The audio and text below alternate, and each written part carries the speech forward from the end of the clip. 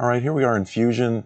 I drew up this tie-down piece, at least that's what I call it, a tie-down for the sides of my truck. I want to make these little bracket or clip things or whatever you call them, and I wanted to make this out of 1/2-inch steel rod, but I didn't want to weld this directly to the side of the bed that I'm making because the wall thickness is 1/8-inch thick tubing on the side, and I didn't think that would distribute the load if I just weld this directly, you know, right here, say to the side. So I want to put these little base pieces, which are 1/4-inch thick steel, will be 1/4-inch thick steel, and weld them onto the, you know, this 1/2-inch rod onto them, and then weld them to the side of the bed to distribute the load a little nicer.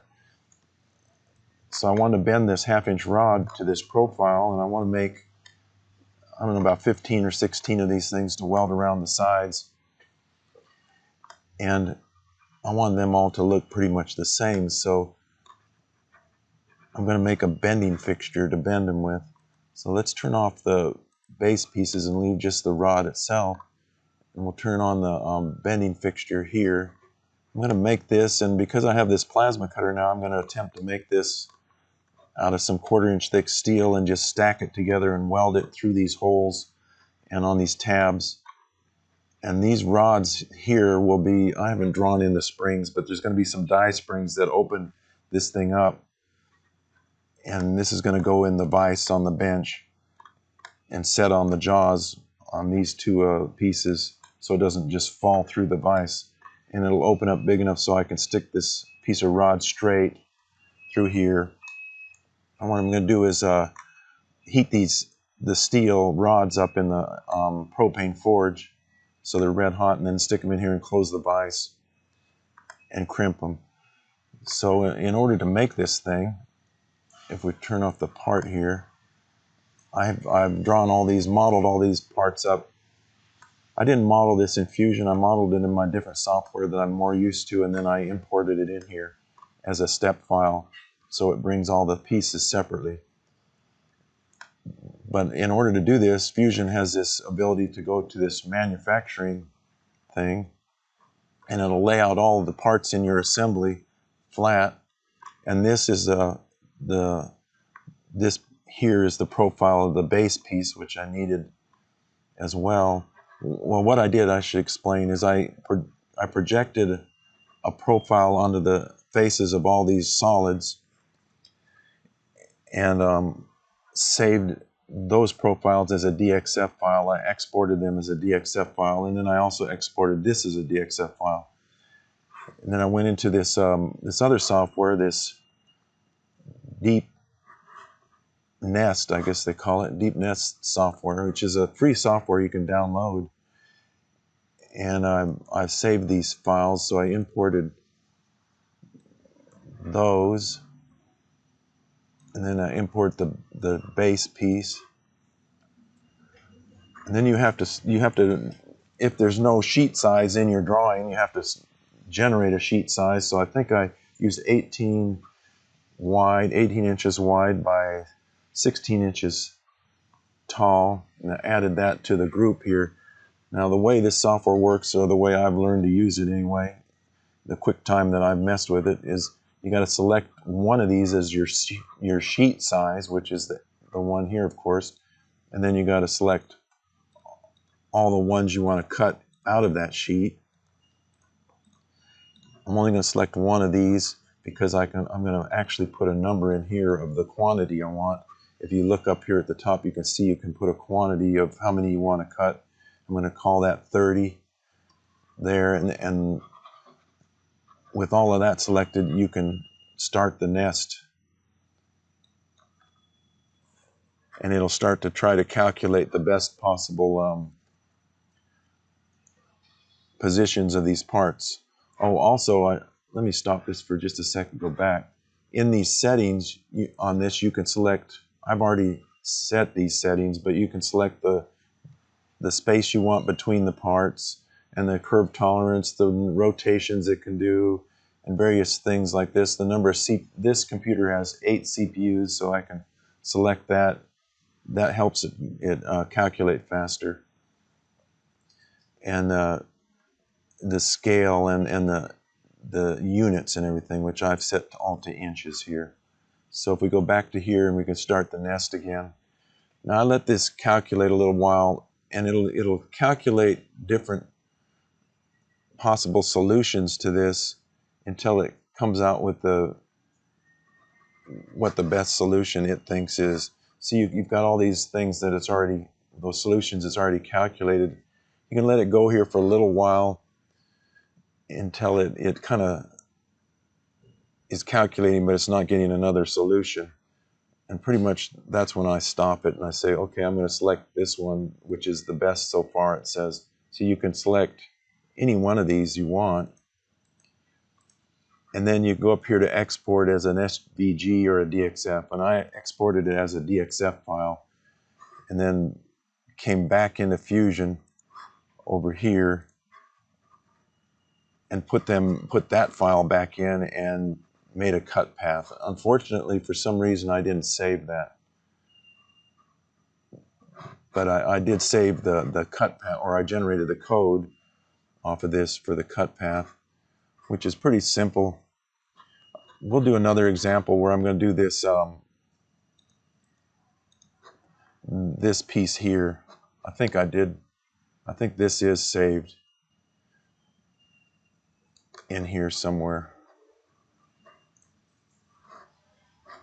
in the manufacturing part of this. Maybe I saved it. Yeah, see, so I actually saved a cut path here for this part. So I'll show that either in this video or another video, and you can see how that works with this plasma torch. It's pretty simple as CNC stuff goes. This is really simple. Anybody could do this.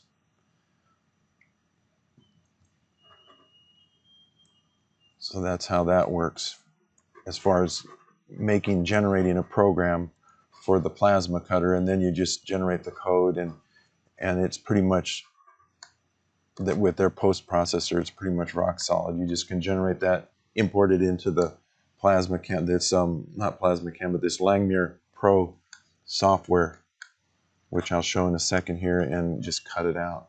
It used to use like Mach 3, I think, the earlier machines, but this is really nice because it's got if I turn on the torch height control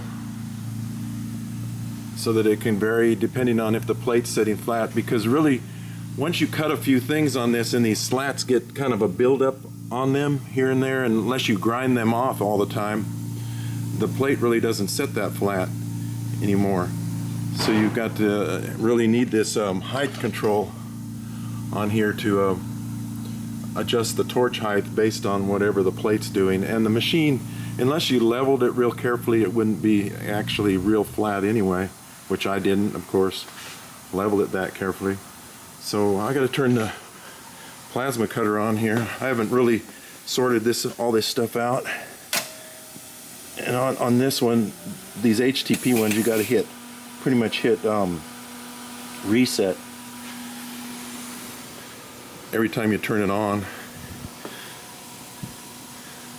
I'm just going to hold the camera here,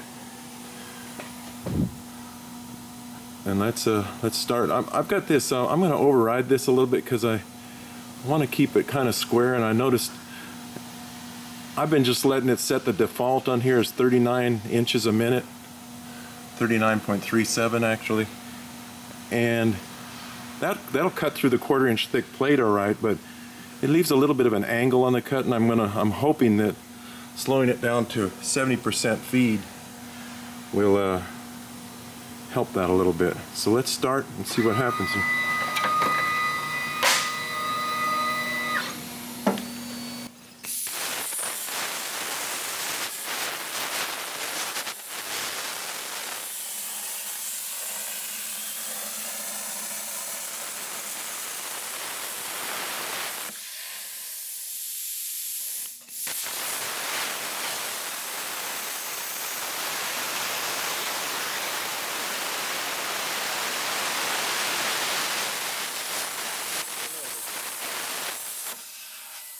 Still has a little bit of an angle to it, but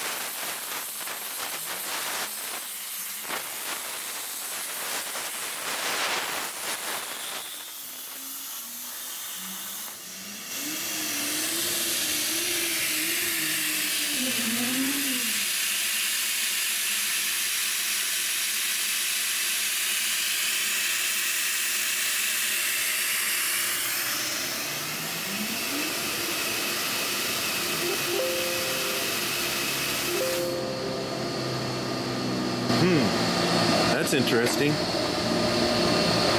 It seemed like it cut everything correctly,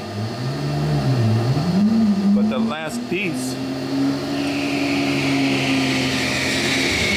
I don't know if something caused this to jam and it lost its position or something. Gotta be careful to keep these things clean. Any kind of dirt on here, possibly. I'm not sure. I'm gonna recut this part and a few more of these base pieces because it cut one of them wrong, and I think I lost one of them in the water tank thing there. So I'm just going to cut a few extras. So let's go ahead and start.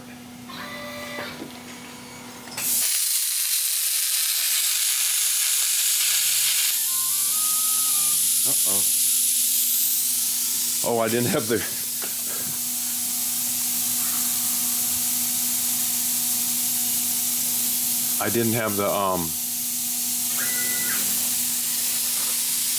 I had moved this plate here and I didn't have the ground wire connected. See where it is over here?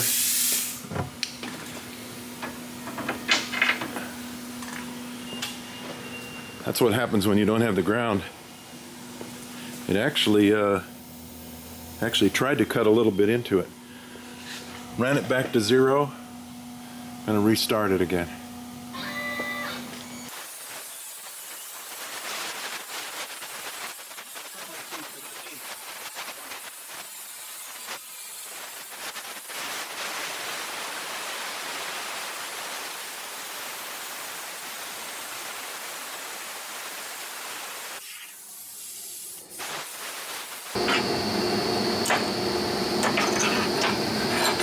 Here's the piece.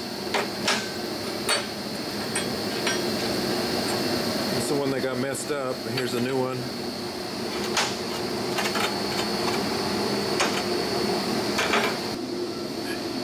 I knocked the kind of knocked the slag off of these. We're going to hit them on the grinder, on the belt sander here a little bit, and then see if we can assemble this fixture and make it work.